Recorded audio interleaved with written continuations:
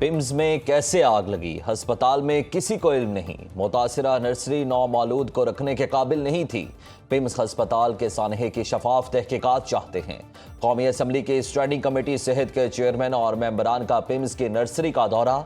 Doctor Mahesh Kumar ने कहा कि वजीर सेहत ने बयान दिया कि पुराने एसी से स्पार्क हुआ।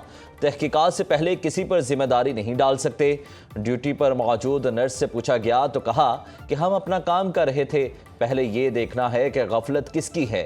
ED PIMS doctor Imran Sikandar की जिम्मेदारी थी कि खराब एयर कंडीशनर ठीक कराते। डॉक्टर महेश कुमार का पीटीआई मेंबरान को कायमा कमेटी सेहत का बायकॉट खत्म करने का मशवरा, ताकि मिलकर पिम्स वाक़े की तहकीकात की जा सके। वफाकी वजीर पार्लिमानी अमूर तारिक फजल चौधरी ने कहा कि वजीर आज़म ने इंक्वायरी कमेटी तश्कील दे दी, जिम्मेदारों को किसी सूरत मुआफ नहीं किया जाएगा।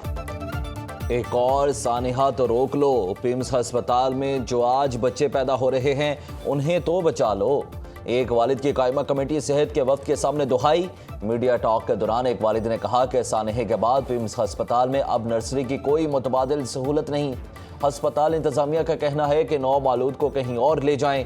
आप बताएं, पिम्स हस्पताल में 24 घंटे बाद भी मुतबादिल नर्सरी के इंतजामात क्यों नहीं हुए? कायमा कमेटी सेहत की जानिब से मुतबादिल नर्सरी के इंतजामात के लिए वजारत सेहत से बात करने की यकीन दहानी।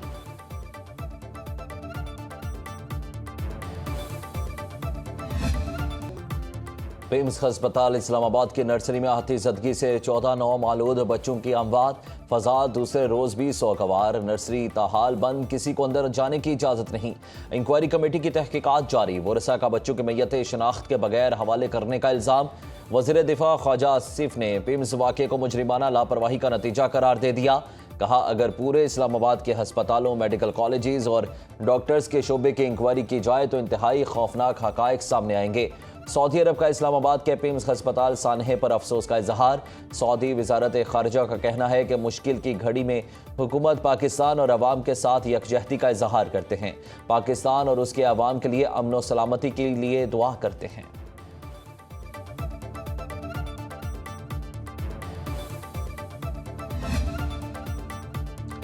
इस्लामाबाद हाई कोर्ट में निजी हस्पताल में इलाज के लिए बानी पीटीआई की तरह का रिलीफ लेने की 3 कैदियों की दरख्वास्त। 3 कैदियों से मुतालिक जेल हुकाम की रिपोर्ट्स अदालत में पेश। जस्टिस मोहम्मद आसिफ ने रिमार्क्स दिए, हमारे हालात ये हैं कि 14 बच्चे कल जान से गए। इतने बड़े हस्पताल में आपके पास इस किस्म की सहूलत ना हो तो लोग क्या करेंगे? बहुत अफसोस और दुख की बात है कि इस्लामाबाद विफाकी दारुल हुकूमत है और यहाँ हस्पताल में ये हो रहा है। ऐसे वाक़यात की रोकथाम आपकी जिम्मेदारी बनती है। हुकूमत की जिम्मेदारी बनती है कि जस्टिस मोहम्मद आसिफ का एडवोकेट जनरल इस्लामाबाद से मुकालिमा। इस सूरत में लोग कैसे इलाज के लिए जाएंगे? एडवोकेट जनरल पंजाब ने कहा कि पिम्स में सबसे बेहतरीन डॉक्टर्स हैं। वाक़े तो किसी भी तरह से हो सकता है, कल के वाक़े की कोई वजाहत नहीं। इस वाक़े पर मेरा सर शर्म से झुक गया। वकील दरख्वास्त गुजार ने कहा कि कैदी ने स्पेशल इलाज की दरख्वास्त से सुपरिटेंडेंट रियाला जेल को दी, किसी निजी हस्पताल में मुंतकिल किया जाना चाहिए। सुप्रीम कोर्ट ने तो बानी की बहन डॉक्टर उस्मा खान को मेडिकल बोर्ड के साथ एसोसिएट किया। सुप्रीम कोर्ट ने कहा कि 2 रोज में बानी को शिफा मुंतकिल किया जाए। मैं अपने क्लाइंट के लिए प्राइवेट हस्पताल के अखराजात उठाने को तैयार हूँ। पिम्स हस्पताल इंतजामिया का मुख्तस बजट से ज्यादा खर्च का इंकशाफ। पिम्स के मालियाती बजट की तफसीलात सामने आ गई। विफाकी हुकूमत की जानिब से गुज़िश्ता 3 साल के दौरान पिम्स हस्पताल को 22 अरब रुपए का बजट दिया गया। गुज़िश्ता साल पिम्स हस्पताल के लिए विफाकी हुकूमत ने 6 अरब 84 करोड़ रुपए बजट मुख्तस किया। पिम्स हस्पताल इंतजामिया ने मुख्तस बजट के बरक्स 7 अरब 51 करोड़ रुपए खर्च किए। गुज़िश्ता साल पिम्स हस्पताल इंतजामिया ने 66 करोड़ इजाफी बजट वसूल किया। रवां साल पिम्स हस्पताल के लिए 7 अरब 63 करोड़ रुपए बजट मुख्तस किया गया। रवां साल रिपेयर एंड मेंटेनेंस की मद में 23 करोड़ रुपए मुख्तस किए गए। वज़ीर आज़म आज़ाद कश्मीर का इंतखाब कल होगा। नून लीग ने बैरिस्टर इफ्तिखार गिलानी को वज़ीर आज़म आज़ाद कश्मीर के लिए फाइनल कर दिया। वज़ीर आज़म शहबाज शरीफ की ज़ेर सदारत मुशावरती इजलास में फैसला। आज़ाद कश्मीर कानून साज असम्बली में वज़ीर आज़म का इंतखाब 28 अगस्त को होगा। इससे पहले आज की तारीख मुकर्रर थी। टेक्नोक्रेट नशिस्त से मुंतखब बैरिस्टर इफ्तिखार गिलानी भी इजलास में शरीक हुए। नई काबीना की तश्कील और हुकूमती तरजीहात पर भी मुशावरत। गुड गवर्नेंस और हुकूमती अमूर बेहतर बनाने के इक़दामात पर तबादला ख्याल। وزیر اعلیٰ پنجاب مریم نواز کا سنکیانگ میں چین کی معروف ٹائرن وزڈم ڈیری کمپنی کے ہیڈ کوارٹر کا دورہ، مختلف شعبوں کا معائنہ کیا، ماہرین کی ملک پروڈکٹس کی تیاری کے مراحل پر بریفنگ۔ مریم نواز نے کہا پنجاب میں لائیو سٹاک میں بہتری اور فروغ کے پروجیکٹس نتیجہ خیز ثابت ہو رہے ہیں۔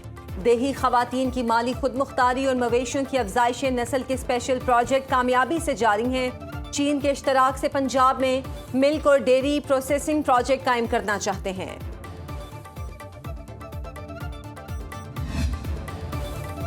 وزیر اعظم شہباز شریف سے پاکستان میں سعودی عرب کے سفیر نواف بن سعید المالکی کی الوداعی ملاقات۔ وزیر اعظم نے سعودی سفیر کی دونوں ممالک کے درمیان گہرے برادرانہ اور تصویراتی تعلقات کے مزید استحکام کے لیے خدمات کو سراہا۔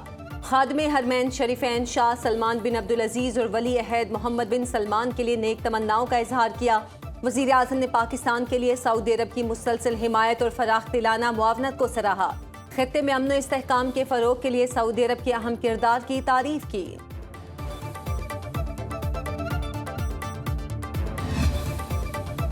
ایران کے خلاف اقتصادی دباؤ اور فوجی کارروائیاں دونوں مؤثر ہیں۔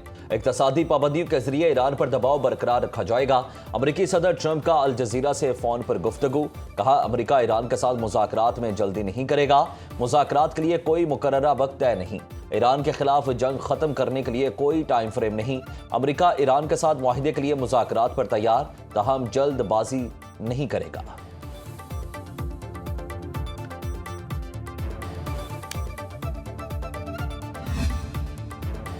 امریکی اقتصادی دباؤ ایران کو نہیں جھکا سکتا۔ صدر مسعود پزشکیان نے امریکہ کی نئی پابندیوں اور اقتصادی دباؤ کی مہم کو مسترد کرتے ہوئے کہا ایران اقتصادی دباؤ کے سامنے ڈٹا رہے گا جیسے اب تک ڈٹا رہا ہے اور آئندہ بھی ڈٹا رہے گا۔ امریکہ اقتصادی دباؤ کے ذریعے بھی ایران سے کچھ حاصل نہیں کر سکے گا، جنگ کے دوران بھی اپنے مقاصد حاصل نہیں کر سکا اور اب اقتصادی دباؤ سے بھی کچھ حاصل نہیں ہوگا۔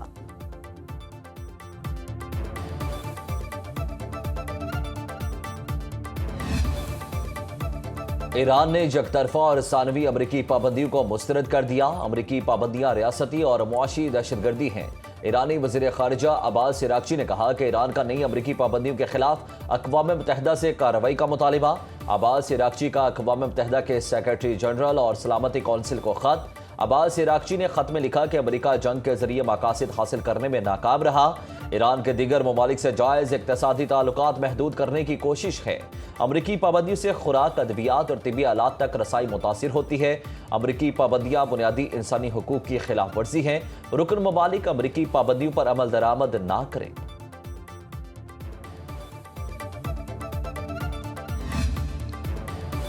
مذاکرات پسپائی کی علامت نہیں، قومی مفادات کے تحفظ کا حصہ ہیں۔ ارنا کے مطابق ایرانی پارلیمنٹ کے اسپیکر محمد باقر کالیباف نے کہا ملکی طاقت کے ذرائع کے تحفظ کی ذمہ داری اٹھانا ضروری ہے تاکہ جنگ کی کامیابیوں کو مستحکم کیا جا سکے۔ کوئی بھی دانش مندانہ اقدام با اختیار مذاکرات یا دشمن سے قوم کے حقوق حاصل کرنے کی کوشش کو غلط طور پر سمجھوتا اور بے عملی قرار نہیں دینا چاہیے۔ امریکہ کے ساتھ مذاکرات کی ذمہ داری سے فرار اختیار کرنا اور مذاکراتی ٹیم کی ہر کامیابی کو غداری قرار دینا درست نہیں۔ ایران کا امریکی اور اسرائیلی حملوں میں متاثر جوہری تنصیبات کی انسپیکشن کرانے سے انکار۔ سربراہ ایرانی جوہری توانائی تنظیم محمد اسلامی کے مطابق امریکہ اور اسرائیل اپنے مقاصد کے لیے IAEA کو استعمال کرنا چاہتے ہیں۔ دشمن ممالک صرف یہ دیکھنا چاہتے ہیں کہ ان کی فوجی کارروائیوں سے تنصیبات کو کتنا نقصان پہنچا۔ بین الاقوامی ایٹمی توانائی ایجنسی کو ان تنصیبات کے معائنے کا کوئی حق نہیں جب تک ان مقامات کے معائنے کے لیے مخصوص طریقہ کار طے نہیں ہوتا۔ عالمی تنظیم معائنہ نہیں کر سکتی۔ جن جوہری تنصیبات پر حملے نہیں ہوئے ان کا معائنہ معمول کے مطابق جاری ہے۔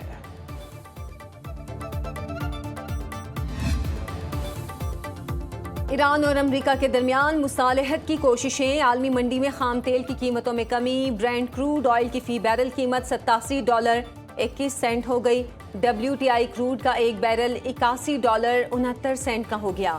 امریکی چپ ساز کمپنی انویڈیا کی سیلز اور منافع میں 70% اضافے کی پیش گوئی۔ مصنوعی ذہانت اور ٹیکنالوجی کمپنیوں کے حصے میں سرمایہ کاری بڑھ گئی۔ امریکی اور ایشیائی سٹاک مارکیٹس میں تیزی کا رجحان، عالمی منڈی میں سونے کی قیمت میں اضافہ، سونے کی فی اونس قیمت $4,630 ہو گئی، پاکستان سٹاک مارکیٹ میں کاروبار کا مثبت رجحان، 100 انڈیکس میں 1249 پوائنٹس کا اضافہ، انڈیکس 1,78,620 پوائنٹس پر پہنچ گیا۔ پاکستان نے واشنگٹن اور تہران کے درمیان مخلصانہ کردار ادا کیا۔ مشرق وسطی بحران کے حل کے لیے برادر ممالک سے رابطے میں ہیں۔ ترجمان دفتر خارجہ طاہر اندرابی نے ہفتہ وار بریفنگ میں کہا کہ فیلڈ مارشل سید عاصم منیر کے ایرانی حکام سے خطے میں کشیدگی کے خاتمے پر تفصیلی گفتگو ہوئی۔ نائب وزیر اعظم اسحاق ڈار کی ترک اور کویتی وزرائے خارجہ سے ٹیلی فونک گفتگو ہوئی۔ نائب وزیر اعظم نے برطانیہ کا سرکاری دورہ بھی کیا۔ ایرانی قیادت نے قیام امن کے لیے پاکستان کے کردار کو سراہا۔ ترجمان دفتر خارجہ کے مطابق پاکستان نے 1 سال کے لیے شنگھائی تعاون تنظیم کی چیئرمین شپ سنبھالی ہے۔ 2027 میں پاکستان SCO کانفرنس کی میزبانی کرے گا۔